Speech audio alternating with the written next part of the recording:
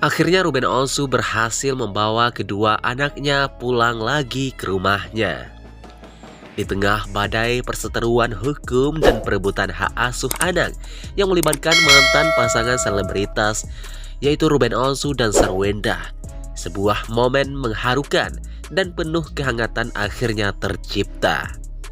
Kedua buah hati mereka, Thalia Putri Onsu dan Tania Putri Onsu, disambut dengan pelukan hangat dan penuh cinta saat tiba di kediaman baru Ruben Onsu.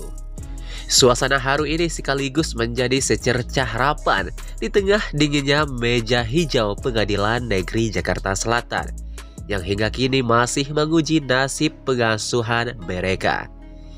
Pindahnya Thalia dan Tania ke rumah sang ayah tidak hanya sekedar perpindahan fisik, melainkan sebuah babak baru yang sangat emosional, kekeluargaan, kekerinduan yang tertahan, serta usaha keras seorang ayah untuk mengembalikan kehangatan dalam keluarga kecilnya.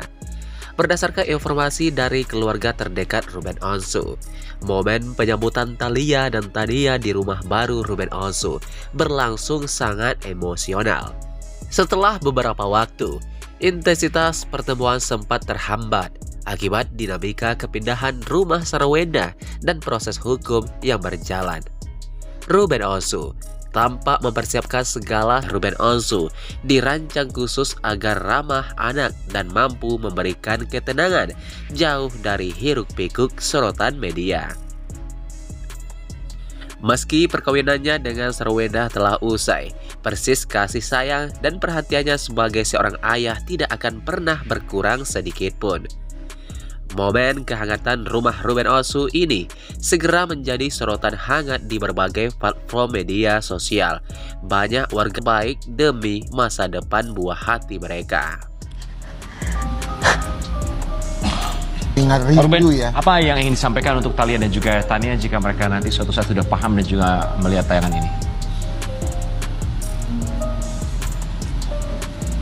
Suatu saat kalau dia melihat ini, ya mudah-mudahan mereka bisa belajar menjadi anak yang lebih sabar dan menghadapinya kuat.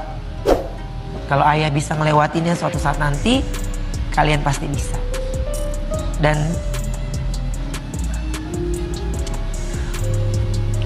Thalia, Tania,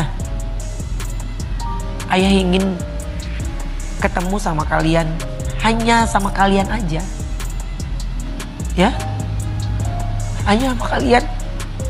Sabar dulu. Ayah juga berusaha terus. Bukan ayah tidak mau datang ke sekolah, karena ayah tahu bagaimana suasana kalian. Kita harus ketemu dulu bertiga, berempat sama Koko, supaya kalian bisa tahu ayah sama Koko juga kangen banget sama kalian. Baik-baik. Dan ya Allah jaga kalian.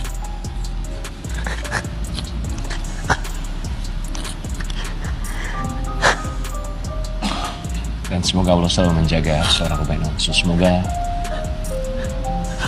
diberikan ketabahan, kekuatan, semua pihak diberikan kelembutan hatinya untuk bisa mempertemukan ayah dan anak, dan tidak pernah ada istilah mantan ayah. Nanti ibunya di pojokan, oh iya, lantas bagaimana rasanya? Saya sebagai ayahnya pun di pojokan, bahkan diucap dengan kata-kata yang seperti itu di muka umum.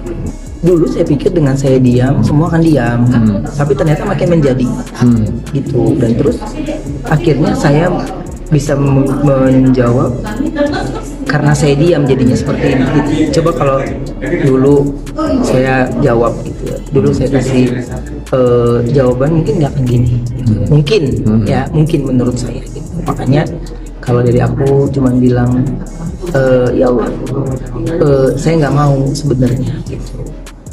Tapi ya banyak pertimbangan yang harus saya luruskan, karena ini satu-satunya yang saya bisa lakukan supaya anak saya bisa tahu gitu. Saya juga ada perjuangannya untuk mereka. Saya juga nggak tinggal diam. Saya juga ada bentuk tanggung jawabnya buat mereka gitu. walaupun saya masih belum sempurna gitu, tapi saya berusaha semaksimal mungkin saya mampu, saya bisa lakukan. Makanya yang bingung ketika saya diam terus, ya di konten-kontennya gitu, menyindir, merasa tersakiti, merasa ini, ya tiba-tiba das sebuah kejadian besar di live, beliau berkata yang kurang pantas, ya saya cuma bilang, saya nggak tahu, itu udah lu sendiri yang ngelakuin, lu sendiri yang ini. Tapi kalau ditanya ke saya, nggak tahu lagi rasanya. Saya harus sedih, malu, kesal, marah, saya udah nggak ngerti lagi rasanya. Karena menurut saya gini, ya Allah, hina benar kayaknya kita di mata dia, rendah benar kayak kita di mata dia. Jadi saya cuman, insya Allah ya saya diam aja. Tapi kayaknya sekarang saya udah nggak mau diam. Makanya saya bilang, diam ini saya anggap adalah sebuah kesalahan saya kemarin. Jadi saya tidak mau terjadi lagi. Saya tidak mau, ya minimal apa yang saya lakukan ini bisa menjadi bentuk jawaban. Makanya ini adalah bukan mempermalukan, bukan memojokkan, tapi saya meluruskan dari pemberitaan-pemberitaan yang menurut saya ini sudah terlampau jauh. Gitu.